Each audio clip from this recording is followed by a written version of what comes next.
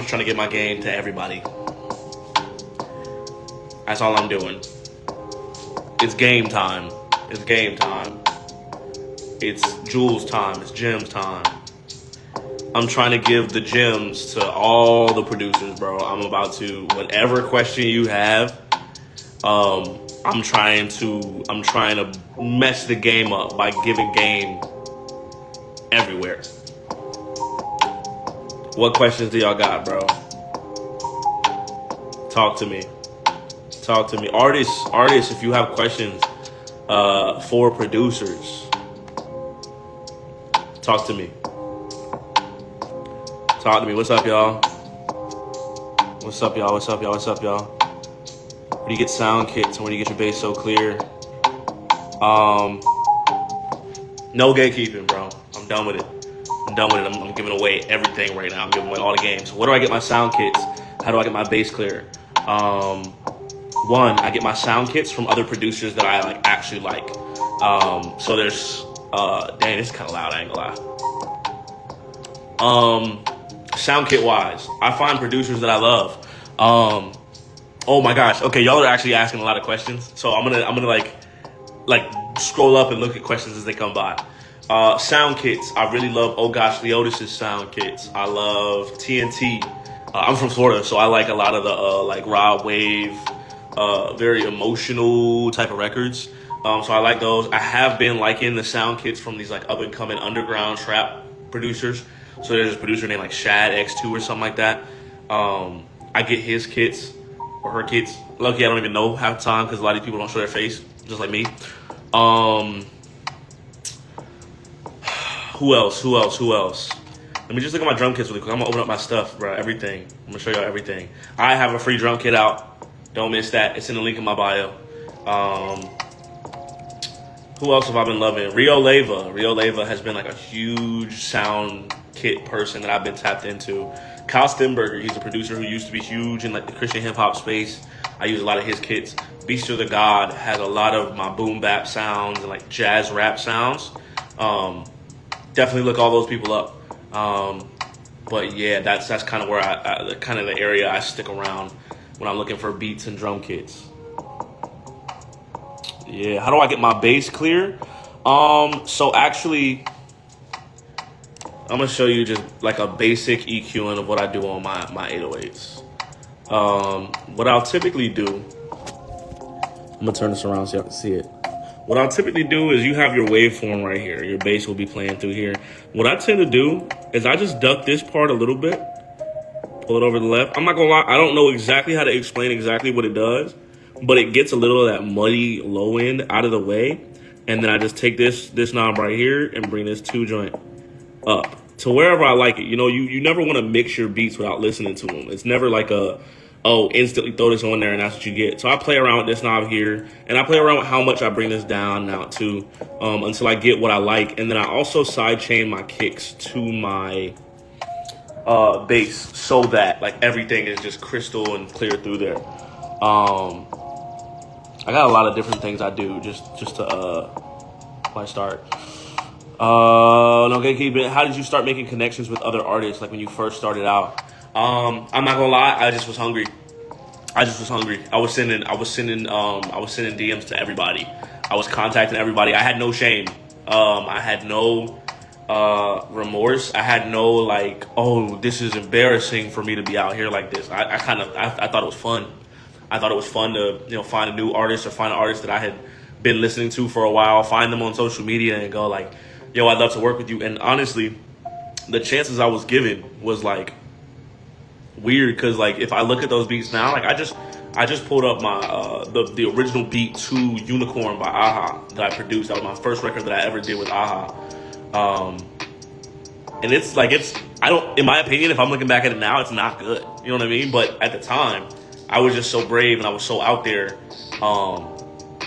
that I just sent that one off, and now it's a hit record. Now it's something that people, that's a definitive Aha record on a definitive Aha album. You know what I mean? So yeah, I think it's just a matter of low key just being super bold, super confident in the gift that God has given you, and not letting people deter you from being outrageous with it, if that makes sense. Like not being safe with the gift that you have. That's my take on connecting with other artists. And then another thing is just always building what you can bring to the table. You don't want to be the producer that can only make trap beats, you know what I mean, or can only make a certain type of beat. You want to be building your skill set so that when people interact with you or they buy stuff from you or they see you, they see, oh, he's got range, he can do certain things. Right now, I'm trying to teach myself mixing and mastering because I don't want to just be the guy who makes beats and sends them off. I want to be better at post-production. I want to be better at being able to communicate with artists to get songs from beat and lyrics to finished product. So yeah, just building yourself as not just as a brand, but as a person. You know what I'm saying? Like when they interact with you, when they buy something from you, when they are like, what are you bringing to the table, if that makes sense? And if it's just beats, you might be getting beat out by the person who's like really, teaching themselves instruments. They're teaching themselves mixing and mastering. They're teaching themselves beat making and arranging and structure and genres and everything else. It's a shark type of game out here. So you got to be intentional with it. You can't lazily do it, if that makes sense. I low-key suck at making melodies. I don't know why. I do too. I'm gonna be honest with you. I'm very good at finding beautiful samples and chopping them. And I think sometimes people get lost in the world, like I gotta make my melodies and everything else. Bro, there's copyright free, there's libraries and everything else where you can go and find samples and you chop them and you find little melodic pieces, you know what I'm saying? Where you don't have to make everything from scratch, if that makes sense. Because the more you're waiting on trying to learn one specific aspect of production, the further everybody else is getting in their problem solving of like, oh, I don't make melodies. And I learned that the hard way. I had like a brief, like maybe 2-year situation where I was just like, yo, everybody's ahead of me, and I'm so focused on trying to make my own melodies that I'm not making any beats, I'm not making any sales, nothing's happening for me. So don't get caught up on one aspect of what you're trying to grow into in like the world, the thing you're bringing to the table. If it's not working in one space, come back to it. Go work on something else. You know what I'm saying? So yeah, I get it though. Melody making is very hard. If you're from a small town in a small state like Arkansas, how do you get out there without moving? So I live in a weird situation. I live in Florida, which is like a plus, but I live in Palm Bay, Florida, which is a place that nobody really knows. As far as like Florida is concerned, everybody's talking about Orlando, Tampa, Miami. I think it's really just a matter, bro, especially in this day and age, of finding good artists and working with them, bro. Oh my goodness, finding good connections. I think it's also like this. I'm realizing half of the game is your reputation more than it is your actual skill set. So for me, I'm the type of person that like before I really work with anybody, or I might not even get working with somebody, but people enjoy interacting with me because of the type of person I am. I consider myself a very like encouraging person. I love to tell people what I'm seeing that they're good at. And that is often more influential than you being good at making beats and popping up in somebody's DM saying, hey, I got this beat pack for you. One of the beautiful things about my relationship with Aha, it didn't start musically. I think it was a while back, but he had mentioned something on his story, just like in a sort of like somber, sad tone. And I just encouraged him. I was just like, dude, you're one of the greatest, and like I really do think that like you're gonna get through this and that kind of thing. And he was like, bro, I appreciate it. As a matter of fact, I'm seeing you're a producer. Send me a pack, bro. Let's see what we can do. And that's how Unicorn came about. So half of the game is not really the music side. Half of the game is really who are you as a person?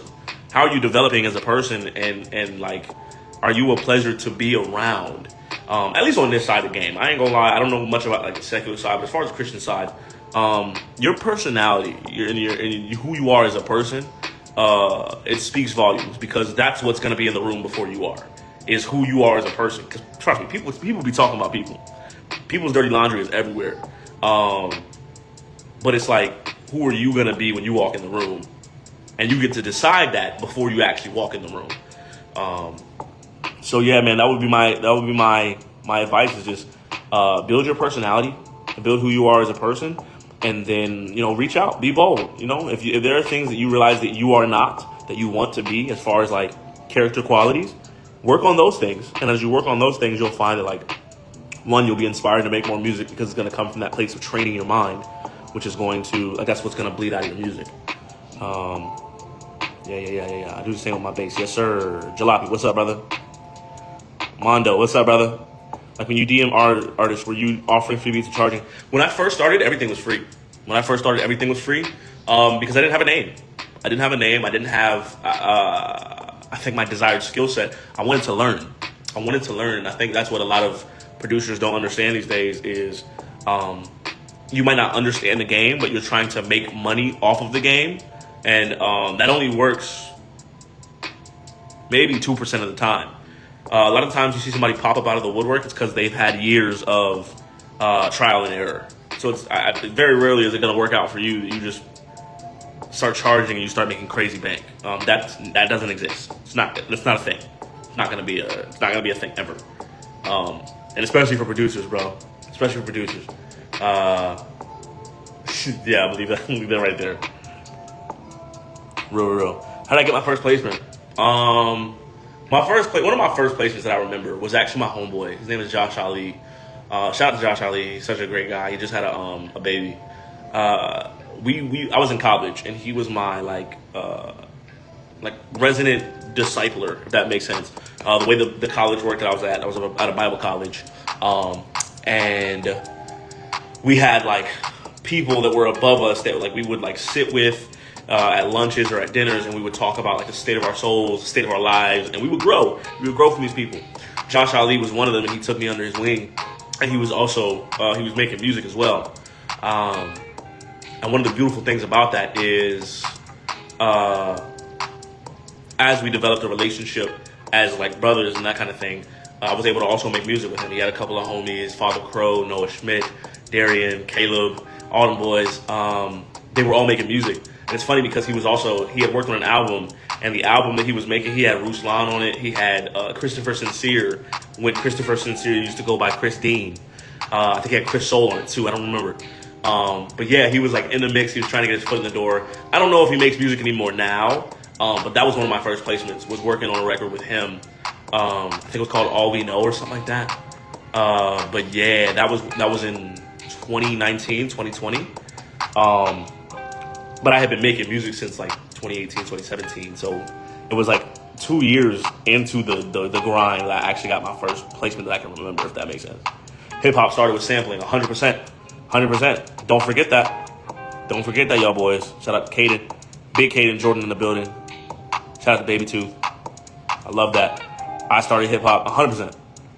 100%. Same, I use Tracklib and Splice. Yeah, Tracklib and Splice are really good. One of the things with being around Roddy Jerkins was I just understood the importance of being able to like cook up an environment and a mood from scratch, because sometimes that's a little more beneficial than going to Tracklib or Splice, where the sample that you're using might be a sample that 10 other producers have already used, because Splice is such like a huge thing. So if you're going to use Tracklib and you're going to use Splice, make sure that your ability to chop, your ability to mangle, your ability to modulate, your ability to take these samples and turn them into different things is peak, because you're going to sound like everybody else if you don't. I love Tracklib and Splice though. What up, brother? Do. Great answer, actually. Thank you. Rare breed. 100%. Oh, that's crazy. Yeah. It's fire, bro. That was me with Cruz. 100%. That was me with Jalopy. He's reputation comes first. 100%. Yo, what's your favorite song you've produced? What's my favorite song I produced? Shoot. What's my favorite song I produced? It changes from time to time. Because they're all like my babies, so it's like trying to choose between which child you like the most. That's such a crazy thing to say as an expectant father. But I love Steppin' by Miles Minnick. I think that's one of my favorite records that, like, because that's one of the biggest records that I have. The way that came together was just such a God thing, such a cool thing. I made that in my college dorm. Another record, Are You Stupid by Indie Tribe. I loved it. Like, Indie Tribe took that record and it's like a smash hit, but But folks don't know. I was sitting in the Chick-fil-A lobby, homeless, with no car, like walking to work. And I made that beat. And I made that beat because I had heard a drum loop that I liked at a bar and grill that I had taken my then girlfriend, now wife, to after we had spent like a week in a tent selling fireworks. You know what I'm saying? Like, these beats got stories behind them. And a lot of folks like don't understand the correlation. Like, you gotta live life and then make beats. You know, don't make beats to make money to live life. You gotta live life, make beats so that your beats tell the story of your life. And so that when you have like conversations like this, you can tell people like, oh yeah, this is where this beat came from. This is a crazy time in my life. I could tell you almost every, like, where I was in life with every beat that I have out right now. It's crazy. It's important. When you make beats on FL Studio, gang, yeah, I really don't know how to post content as a Christian producer. That is what I'm trying to show producers right now. So if you look at my page, I have a lot of different content types. So I have the face stuff where I'm talking about how I made beats, you know, breaking it down. I got a little bit of humor in there. And then I got the stuff that's just like, okay, screen recording. We're just going to use the screen recording and do that. I'm learning now how to have conversations with a camera. I'm not really, like, I say a lot, and I feel like I'm not that much of a public speaker. But then I've also been told by other people, like, yo, you need to start a podcast. You need to, like you could do all these things. And I'm like, okay, either I'm going to jump into that or I'm going to jump away from that. But I think it's just a matter of, like, you gotta low key with content. You gotta find somebody you feel like is doing it well, and then copy them. And like, not copy them to a T and make everything that they're making. You know, let their creative process be theirs. You know what I'm saying? But don't be afraid to be inspired, to look around at the landscape and go, okay, I like how you did that. I like how you did that. I'm gonna make these two things come together. I'm gonna let your creativity and my creativity mingle, and you will never know about it, but my folks don't know about it. You know what I'm saying? Because right now, especially in the Christian content game, we suck bad. We are following trends so crazy, and I think it's like disgusting. Genuinely, like, it's annoying. It's boring. And I really think we have more to give. We have way more to give than what we've been giving, if that makes sense. So I'm just, as far as a producer and making producer content, I'm trying to push that button. I'm trying to make a change. I'm trying to see something shake in this space. You know what I mean? 100%. Where do you find free samples where you can chop them? I'm not gonna lie, YouTube is your best friend. YouTube is your best friend. But me, like, literally, when I first started, the first thing I ever did was Google copyright free samples. You know what I'm saying? Like, it's almost like you gotta dumb it down first before you try to get into like areas that are a little bit further than where you are. Copyright free samples, and then looking at, okay, what are my options? You got things like Looperman. You got things like YouTube that, like, people make these little libraries of like copyright free sampleable stuff, and then you gotta figure out, okay, download MP3 wave. I gotta chop it. I use Serato sample. I use Fruity Slicer to chop my samples. And even a lot of what I'll do for training that a lot of people don't recognize is really important is I'll make my okay mixes. A lot of people think the okay mixes are just me trying to get, you know, plays and turn everything up. No, okay mixes actually started for me as a practice thing. So I strip vocals from Christian hip hop records and I make my own beats on them to build my ability to make songs around a certain mood or change the mood of a song with the same lyrics, and just build that muscle for myself as a producer. Do I think everybody should take that route? No, because it's mine. But at the same time, like, I would love to see Christian producers get out of the rat race of, like, I gotta make beats and I gotta make packs and I gotta reach out to artists. And there's other things you can do. Low key, the record Pioneer from Toski, I ended up taking that thing and remixing it. And it, like, Toski liked it so much, and Paris Carriz liked it so much, that Toski released it as a single by itself, got a verse from Paris Carriz on it, and now Toski and Paris Carriz have a song out together based on the original Pioneer record, just with a different beat produced by me. So I think it's just, you gotta blow your mind. You gotta open your mind a little bit. My bad, bro. I got like time limits and stuff. I'm trying to be mindful of how long I stay on social media. But yeah, man, you gotta open your mind a little bit. How do you make a living? Is it loops and beats? Right now it's just beats. Right now it's just beats. I'm starting to understand the importance of like residual income stuff. So it's a matter of like a lot of producers will sell a beat for a lot of money up front and get no splits. I'm the type of person like, okay, I'll come down with the upfront price so that I can get splits. And then with the split money, I'm making money, I'm investing it back into the music or back into things that are involved in the music or even just things around the house, things that I need for the music so that I can make more money off of the music. A lot of people don't do that. A lot of people, they're looking for that one lump sum price because they're using their music to make money. And like, there's nothing wrong with that. But when you're using your music to make money, like that's a lot of dependency on one thing. And honestly, the Lord had like pricked my heart a little bit because I started to realize like when I was in a bad place or when money was tight, I was going to music before I was going to God. Like music had become my idol. Music had become the thing I would pray to. That it was like, okay, times are tough. I'm not even praying. It's just time to go to the back cave and work. And it's like, I'm gonna take that from you. And that's how it felt from God for a while. Was just like, you're not doing this right. You know what I'm saying? Even now, like I wanted to sit down and I wanted to make beats, but the Lord kind of led me to just go on live, and He's like, just talk. I want you to talk. And He did that the other day when I was talking through Hebrews. I really feel like the Lord is taking me from a place to being like the guy in the chair to like talking to people about not only like the state of my soul and the stuff I'm learning from being a musician and being a producer, but like opening my mouth, you know what I'm saying? And saying things that are necessary, but also from Him, if that makes sense. Little bro continue to grow up from my eyes. Yeah, that's crazy. And I'm gonna copy your vids 1-for-1. Now do it, man. So I made beats on the MPC 2000 XL. That was 2 decades ago. Fruity Loops was just starting to come out. That's crazy. Where is it now? How do you see it compared to some of the other production software? Fruity Loops is still, because Fruity Loops is still updating, FL is still updating, and I'm still seeing producers like sticking by it and getting hit records and stuff off of it. Man, I don't think FL Studio is going anywhere. At least not right now. I think it's one of those moguls that like, Walmart. I don't think Walmart is they're doing all right. Ain't nobody knocking Walmart off the block, no matter how many things you bring up. Disney, you know what I'm saying? It's like a monster mogul. But I also think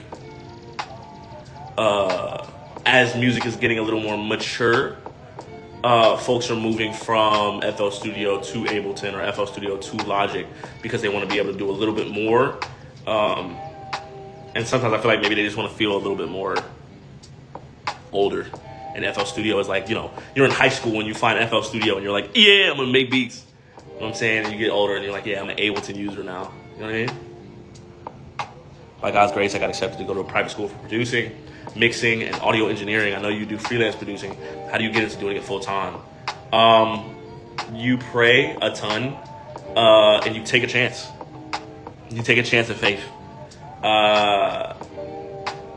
Doing it full time doesn't automatically mean every month is going to be exactly what you're looking for. Sometimes it's tough. Like sometimes it's really tough. Sometimes it's really scary. It takes a lot of faith, a lot of trust, and especially like being married. It took my wife being on board. It took my wife being on board and being by my side. She's like, I'm going to stick with you. I'm going to stick with you. We're going to stick it out. And then also, man, just knowing when to hold them and when to fold them. There have been times, even inside of the full-time music production, that I've went and got a job, whether it's part-time or full-time, because, okay, we're getting behind and I want to be responsible, so I'm going to go and do those things to get us back on top of what we need to get on top of. And then also while I'm doing those things, I'm doing music. But especially as a man, like, you're not ever just, like, I really don't feel like God is ever giving you a gift just to do that gift. When He's like calling you to steward something, it's for more than just you, if that makes sense. So you got to be mindful of how addicted you get to it, but also how lazy you get with it. It's all important. It's all important. But you going, brother? You on a crazy run? Thank you, man. I'm locked, super locked. Plugins do you use for your visuals? They are insane. I use mini meters. For my visuals, and then I got like a theme pack from like this kit. I forget what kit it was, but I got a theme pack. And then what I'll do is I do it a little hard. I go get an HTML link of like the GIFs or the backgrounds and stuff that I use. And there's a button in the view tab on FL Studio called background. And you can make it the HTML link, and then it plays the video over and over again. So I could have like National Geographic in the back. I could have a music video playing in the background. I could have those things on the background of my FL Studio as a theme. And then I just make the colors fit. I just do what I like, do what I think is pretty. You know what I'm saying? DJ Khalil, DJ Premier, and Just Blaze are my favorite producers. Who are yours? My favorite producers right now are... Nah, you know what? Favorite producers of all time. That's what I'm gonna do. I'm gonna do top 3 favorite producers of all time. Metro Boomin raised me 100%.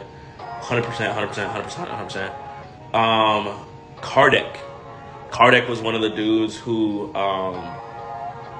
the way that he was on like KB records and even early What Up RG records, I loved the bounce. I loved the sound palette. Like, you kind of knew when Kardec was making a beat. I kind of stuck with that and tried to like make my own sound palette. I've gotten away from it. I kind of have like a wide variety of stuff. But yeah, Metro, Kardec, and John Bellion. John Bellion is a huge inspiration to me, producer-wise, songwriter-wise, just as a person. Major inspiration to me. Some honorable mentions, probably got to be like Garvey, Rodney Jerkins, 100%. Take Heath, R.I.P. Southside is a huge inspiration to me. Alchemist, Conductor, Theory Has It, Kyle Stenberger, man, Cardo Got Wings, Honorable C Note. I have a lot of producers that I like studied and looked to for inspiration and like kind of where I'm going sonically. 40 is one of them. Miji Gray, I think he went by something different, but by the time I found out that he had produced basically all of Bryson Tiller's Trap Soul, I knew that was his name. Ace from Reach. That man is an incredible producer. Enzo Graham, incredible producer. I do have a drum kit, and it is in my link in my bio, so go get it. Did you produce the Holy Smoke Cypher beat? I did. Wanted to do my freestyle over it. Was trying to look for it everywhere. I'm gonna get with Michael first to see if they want to like, because I feel like they're trying to figure out how to drop it. Because honestly, this cypher this year was way more like, I don't know, turn than the other years, in my opinion. So I'm gonna see if they want to drop it first, and then I'm gonna see how I feel about like going and doing maybe like a beat breakdown and then dropping a beat. But yeah, let me see these 2 questions here. How did you connect your number? I answered that. Yeah. But yeah, man, I appreciate y'all. I appreciate y'all for popping out and asking all these questions, man. Do I play the piano? No. What I do is I snap all the incoming MIDI on my keyboard so that it all stays in key, and then I just freak with that. You know what I'm saying? You killed that beat, bro. We'll be tuned in waiting for that. 100%. I was inspired by West Side Gun for that one. That was actually like a huge, this moment for me. When Michael hit me about the beat and I sent that to him, he was like, yeah, this the one. And then all them boys, Yaki, Cole Pierce, C4, Tony, Abel, Bill, I think it was like Bill B or something like that. That was his name. JJL, all them boys slid. Them boys slid. It was tough. But yeah, man, I think that's all I got for today, for real. If y'all got any more questions, DM me. I'll answer them on live or dig into them a little more. I'll probably take some of these and turn them into a post so that like we can share the knowledge, share the wealth, if that makes sense. But yeah, I appreciate y'all boys. Shout out Noisy for the beats.